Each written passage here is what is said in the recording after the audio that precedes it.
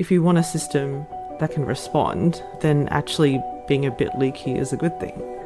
We always think of leakiness as bad because if you have precious cargo inside, you don't want to lose it. But if the wall is too good and nothing can get in or waste can't get out, then you reach equilibrium very quickly. And for all living organisms, equilibrium is death. If I think about the difference between the membrane today, so like you mentioned one interesting difference, which is that it's more stable to dilution today than it would have been in the past with the simpler molecules. The other difference is that there are so many transmembrane proteins that actually deal with transporting things in and out of the cell. How do you accomplish that in a simple world? Are they leakier? Are simpler membranes leakier, or do you rely on like dry wet cycles or hot cold cycles, or like how do you get things in and out of that cell in order to allow it to accumulate something or release waste or whatever? I don't know, like reproduce. I guess it could grow and then split, but how do you get things in and out? Yeah, I think that's a great question. One of the things that is really well regulated by living organisms now is exactly what you said. It's like all those processes that are very dynamic, they are governed entirely by proteins. The lipids almost seem to be these like inert bystanders that like provide the scaffold for the proteins to do their thing, or there's just like an inert sac.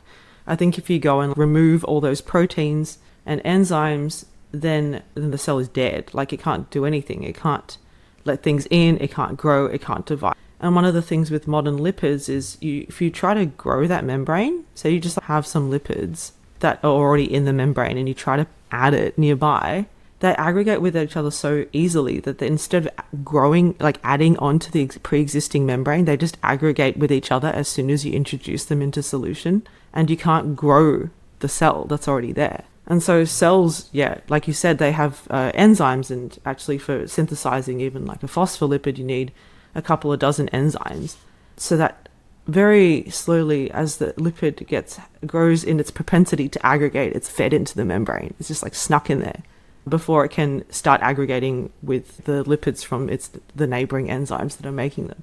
And so it's very well delineated. It's lifelike, dynamic, out of equilibrium processes governed by proteins. And then the membrane itself is a really good wall. And so this brings us like to your question, which is what did these primitive membranes have to do? Ideally, we want a lifelike system to be very dynamic and able to be pushed very out of equilibrium.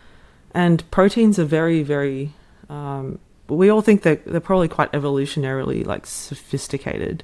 Probably happened a bit later on, maybe earlier catalysis or other sort of chemical processes that would have pushed things out of equilibrium would have happened not from enzymes made of proteins, but maybe there would have been like catalysis from mineral particles, or just by virtue of fluctuations in environment that you're constantly pushing this system out of equilibrium. The earliest things had to be leakier, and people have found ways to sneak things in. You mentioned two of the really important processes, like if you heat shock something, maybe you can get a bit leakier and things can get in. In biology labs, a lot of people like electroporate membranes. Electrocute a cell, it's a bit porous, things can get in.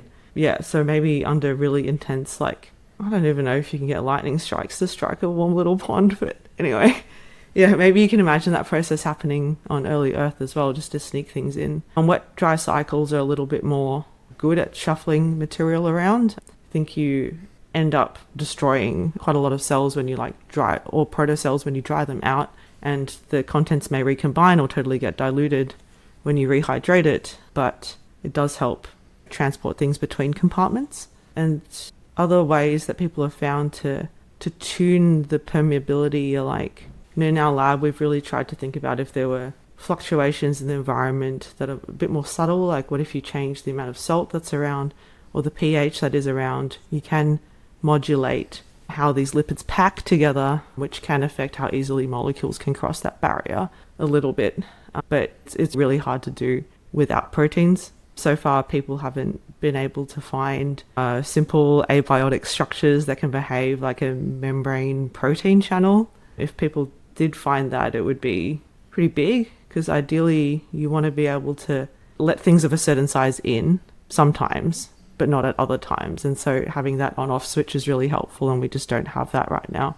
We just have things like left up to chance. Interesting. So if there were like nanoparticles from some mineral that could get stuck in the membrane and allow protons in and out or whatever, or some ions in and out based on pH or whatever. That would be a big change. That would be like a component that could be used or whatever. Yeah, that's right. There's someone in my lab right now looking at like carbon nanomaterials and seeing whether they can help modulate membrane activity in that way. I suppose like one of the big things in the field is that the main molecule that can create membranes like pretty easily are these like fatty acids. You can chemically modify them and make them more robust to various conditions, but the basic building block of the fatty acid, if you have any fatty acid in a membrane, it's going to dissipate any proton gradients. And so that's the type of leakiness that people find very annoying, because having like a proton gradient across a membrane is it's like a core metabolic, a recurring theme in so much of life. And you just can't have them if you have fatty acids. I've been thinking about this a bit recently, just because people have found that membraneless organelles are very important in biology. This has been a really hot topic in biology and biophysics in the last 10 years, are these liquid-liquid phase-separated droplets. So if you've seen that phrase, or coacervates, in the protocell literature, I think it's a growing area of study as well. But when we normally think about droplets, what we think about is maybe like mayonnaise or vinaigrette. You have some oil droplets in water, water droplets in oil. And when two of them are next to each other, they do coalesce pretty easily. And if you want to break them up, you just put some energy into the system, and you have to increase the amount of surface area when you break up one of these droplets. And so these are like true droplet-based systems where our intuition about how they would like merge and how much energy it takes, it's like playing with vinaigrettes. And so these systems, it's not as stark as like forming water droplets in oil, but there are macromolecules that like, condensing into droplets in water, even though they're soluble in water. And so these systems, they exist in biology. We can make them synthetically in the lab. They were probably quite important at the origins of life as well. These are like aggregates of polymers, or? Of polymers, typically. People have also found you can get very short things. Like there are some sort of functionalized amino acids that can just self-segregate into droplets in water. And so sort of conserved, there are lots of ways to get things to aggregate with each other. Either they reject interacting with their environment, or they like interacting with each other a bit more than they should. Or maybe under some strange conditions like macromolecular crowding, things just entropically, like aggregations entropically favored. But there are lots of different methods to create these like phase separated droplets in solution that aren't like just oil and water, but macromolecules inside water.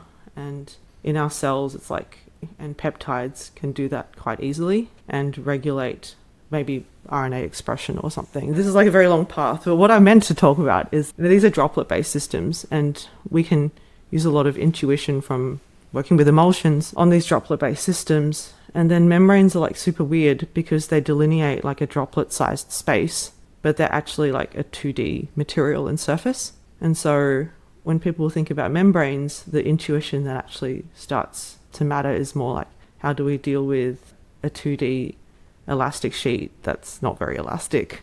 And then if you start thinking of it as a 2D material, then all those like topological changes start to become non-trivial. So if you think about like a 2D sheet that's curved up on itself, if it meets another one, how do they fuse with each other? You have to create defects in both those sheets, and the defects have to merge in a way that's energetically favorable for them to then form one giant 2D sheet. And these are things that like you don't have to worry about for droplets, because when you have two droplets, they will coalesce because they will want to minimize the surface energy of the system and form a bigger sphere. I think it's that really nice balance where you have these different ways of creating compartments. They have their different strengths and weaknesses, like what you were saying earlier with rock pores and aerosol droplets. But what really enables complexity to be built up is, I think, having this multiple different ways to create compartments that don't really interfere with each other. For example, in our cells, you have these lipid membranes, but then you also have these phase-separated droplets inside. The droplets are not going to necessarily stay separate from each other over long periods of time, but they're really good at concentrating molecules spontaneously. They're like a sink for a specific RNA or a sink for a particular peptide, and you can store it up all really quickly. If you want to create a chemical sink out of a membrane-bound compartment, you need some active process to pump things in. It is porous, but it's not going to suck things in or reject things. Like all of those transport processes are completely... The membrane is agnostic to those processes. It doesn't care which way the molecules are going. It's just going to be based on concentration gradients, whereas like droplet-based systems will actually separate things out. And so having both of them work in concert, I think, is quite nice. It's probably one of the big evolutionary transitions when the compartment decides what to get out and bring in instead of just being, as an open door, whatever gets in, whatever gets out. So that will be interesting to understand, when does the switch happen. So I think when people have encapsulated these liquid phase separated droplets inside membranes, then all of a sudden you have this like vacuum where things can get sucked into the cell if they like being partitioned into that droplet phase. The other more subtle way of thinking about things is if there's some metabolic process inside a cell that's going pretty well, it's consuming small molecules, it will deplete those small molecules inside, and so you've automatically set up a chemical gradient that'll draw things in. And same like with you waste. Can simply imagine like a polymer growing inside the vesicle, and then that's right. So it can't get out. The monomers can get in or something. Yeah, that's exactly right. Like an RNA strand that's like growing, monomers can come in. It can add on to the polymerizing RNA strand. The RNA strand itself has grown big enough it can't leak out, and then there might be small waste molecules that are smaller than the building block that you're starting with, and then they can just leak out quite easily because you're building those up. And so the fact that membranes are semi-permeable should help a lot in this scenario. It's just that right now we don't have any process that's so efficient that people have found like a really great way of using a membrane as like a little dialysis bag. But when people do it, I think it'll be quite intuitive and maybe not a surprise, but it'll still be super impressive.